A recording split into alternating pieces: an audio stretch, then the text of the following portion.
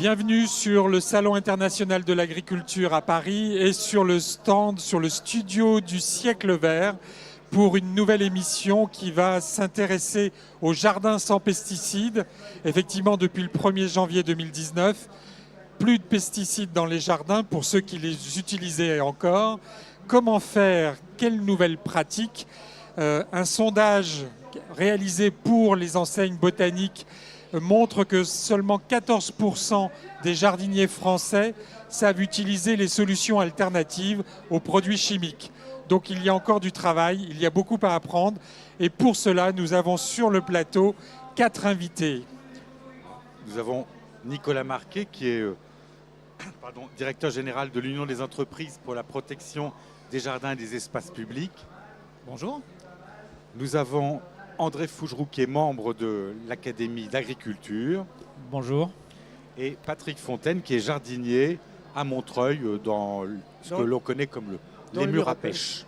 Bonjour. Et à côté de Sylvie Ligny, qui est présidente de la JJH, l'Association des journalistes du jardin et de l'horticulture, Alain Delavie, qui est directeur des rédactions de Rustica, et Christian Ledeux, journaliste, membre de l'Association des journalistes du jardin et de l'horticulture et aussi éminent journaliste pour l'Ami des jardins. Alors, après le constat d'Alain, effectivement, on se dit s'il y en a 13 ou 14%, ça fait 86 qui sont... Comment peut-on aider les 86% des gens qui, aujourd'hui, n'ont pas de réponse ou pas la bonne réponse ou sont encore dans l'expectative? Bon, je peux peut-être essayer de répondre un petit peu. Enfin, j'ai pas tous les éléments de réponse. Mais commencez. Simplement, ce que je pense, c'est qu'il va y avoir plusieurs niveaux. C'est-à-dire qu'il y a des problèmes parasitaires qu'on peut avoir sur les cultures de jardin, pour lesquels il est très difficile de se débrouiller avec des méthodes mécaniques, avec des méthodes de prophylaxie, et pour lesquels il va falloir trouver d'autres méthodes que les produits chimiques, puisque donc effectivement ils sont interdits maintenant pour les jardiniers, et on attend beaucoup du biocontrôle, c'est-à-dire des substances. Qu'est-ce que c'est que le biocontrôle? Alors, le biocontrôle sont des substances issues de mécanismes naturels. Donc, le plus classique, l'exemple qu'on donne toujours, c'est l'utilisation de la coccinelle contre les pucerons. Voilà, c'est celui qui est le mieux connu par le grand public. L'idée, c'est ça, c'est d'utiliser des insectes utiles qui vont lutter contre des insectes nuisibles. L'autre possibilité, c'est d'utiliser des substances issues des milieux naturels, des substances qu'on trouve dans la nature, qu'on va appliquer sur les plantes pour les protéger de tel ou tel problème. Et par exemple? Alors, par exemple, on utilise le soufre, beaucoup, très très utilisé. C'est une méthode de biocontrôle. Ensuite, vous avez tout ce qu'on utilise en termes, ce qu'on appelle l'écologie chimique. C'est-à-dire des substances qui font que les insectes ne vont pas reconnaître la plante sur laquelle ils vont s'installer, et donc ils vont être perturbés. Donc ça, il y a beaucoup de travaux à faire là-dedans, et c'est certainement une des grandes voies de progrès pour les jardiniers amateurs. Ils le faisaient intuitivement, si je peux dire, quand on disait il faut alterner des carottes et des oignons dans les jardins pour ne pas avoir de dégâts de mouches. C'est parce que la mouche de la carotte, quand elle sent l'oignon, elle se dit c'est pas des carottes. Quand la mouche de l'oignon arrive et qu'elle sent la carotte, elle dit c'est pas de l'oignon. Et donc elle vient pas pondre là. Donc intuitivement, les jardiniers utilisaient déjà ces techniques. Maintenant, il faut les formaliser, il va falloir apprendre aux gens à s'en servir. Et c'est des mécanismes plus compliqués que l'utilisation de substances chimiques traditionnelles. C'est vrai qu'il faut changer simplement la manière d'appréhender son jardin. On passe d'une logique où avant on supprimait les problèmes lorsqu'ils se présentaient dans son potager, à une logique où il va falloir essayer de gérer des équilibres. Donc le maître mot finalement aujourd'hui, ça va être d'introduire de la diversité à la fois dans les espèces qu'on va pouvoir être amené à cultiver dans son potager, mais aussi de la diversité dans les solutions qu'on va mobiliser. Et aujourd'hui, il n'y a plus forcément de réponse unique. On parlait tout à l'heure de désherbage. C'est vrai qu'il y a le paillage, il va y avoir du désherbage thermique, du désherbage mécanique, des solutions de biocontrôle qui existent. C'est dans cette palette qu'il va falloir aller chercher toutes les solutions. Et puis aussi, quand on parlait de gestion des équilibres, essayer d'introduire à nouveau les fondamentaux de l'agronomie.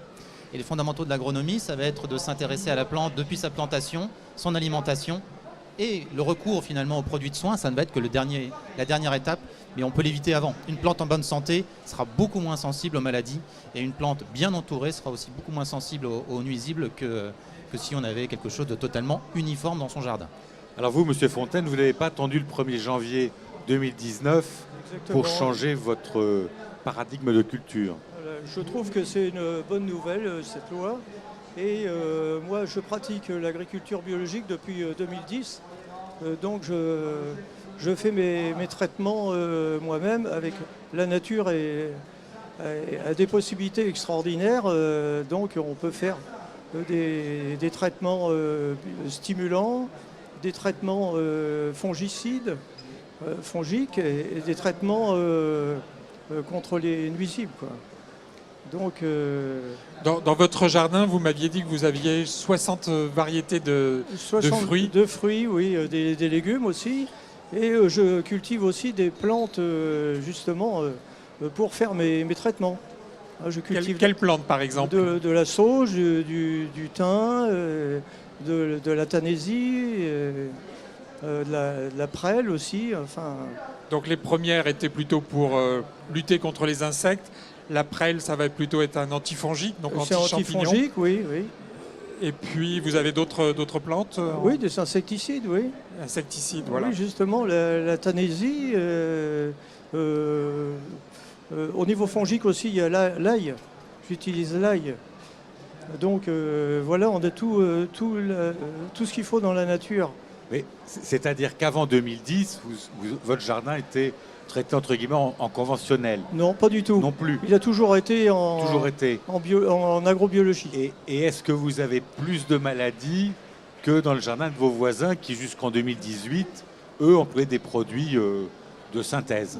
Je crois que j'ai pas plus de maladies, mais c'est vrai qu'il faut accepter que la nature elle laisse des choses qu'on n'aura pas à consommer, quoi. D'autres solutions pour ce jardin sans pesticides. Donc là, on a évoqué bien les préparations maison qui vont avoir des effets insecticides, antifongiques. On a évoqué aussi justement rechercher le naturel, le choix des espèces. C'est important aussi de partir sur le choix des bonnes espèces. Donc on a aussi des hybrides aujourd'hui qui sont plus résistants. Ça permet, par exemple, sur des tomates, d'éviter les attaques de mildiou, les attaques d'autres maladies.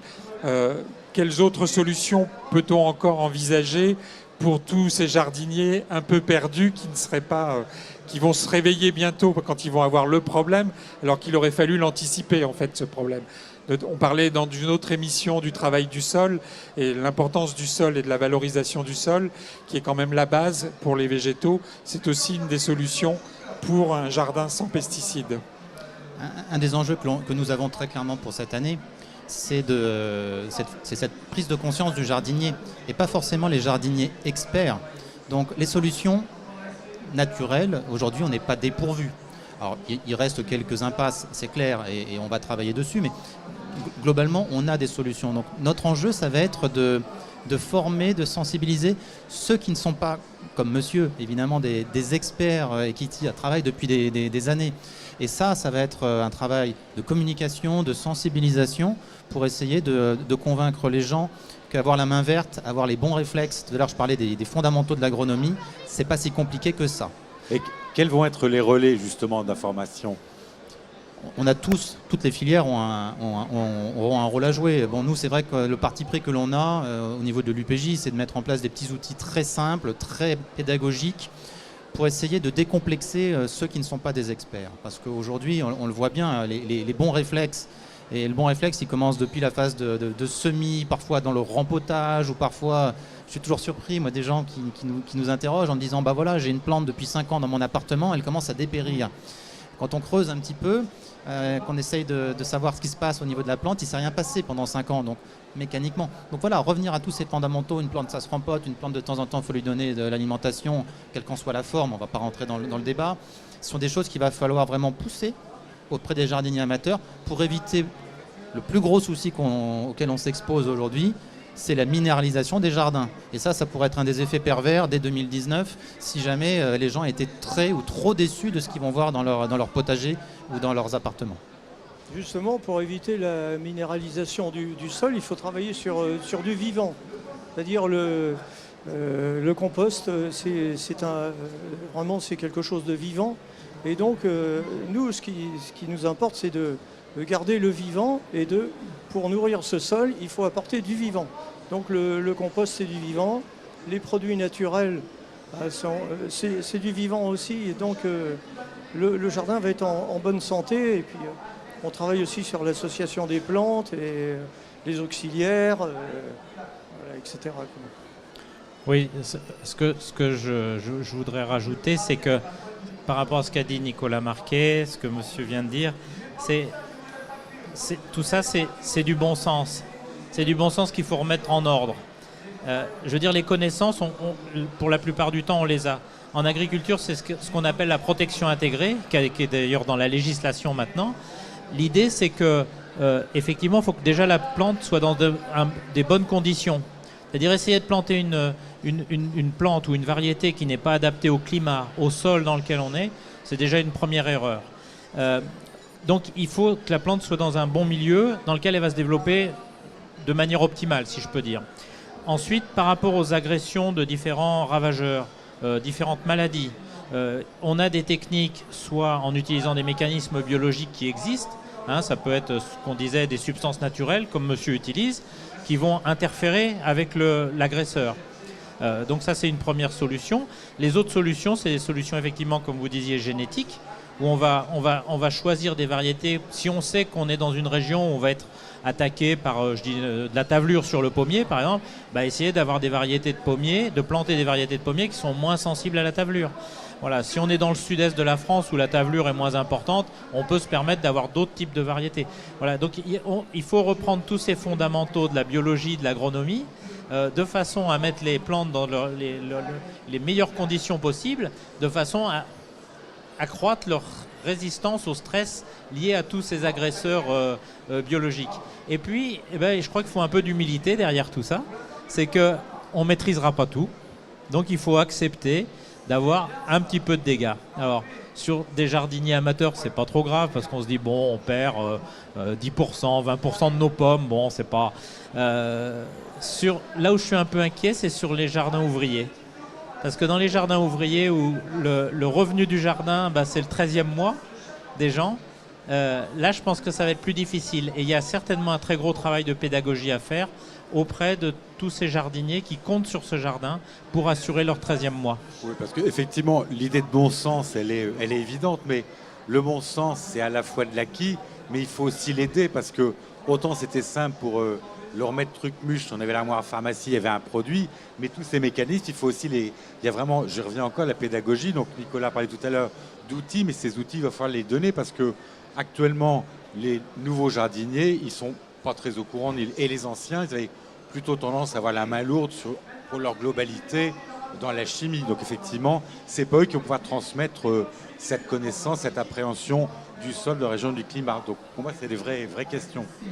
Si on veut revenir sur quelques exemples, moi qui me semblent prometteurs et vraiment à privilégier, il y a des programmes de formation qui sont notamment réalisés dans le cadre de la Société nationale d'horticulture de France, où on forme des jardiniers qui vont eux-mêmes reformer des jardiniers.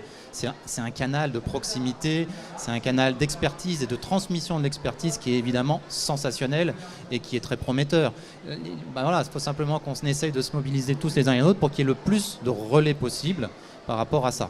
Et puis aussi savoir être varié dans les supports, parce que aujourd'hui il y a des personnes qui n'auront pas forcément envie d'avoir des choses, des formations ex cathedra, mais qui vont avoir envie d'avoir du digital.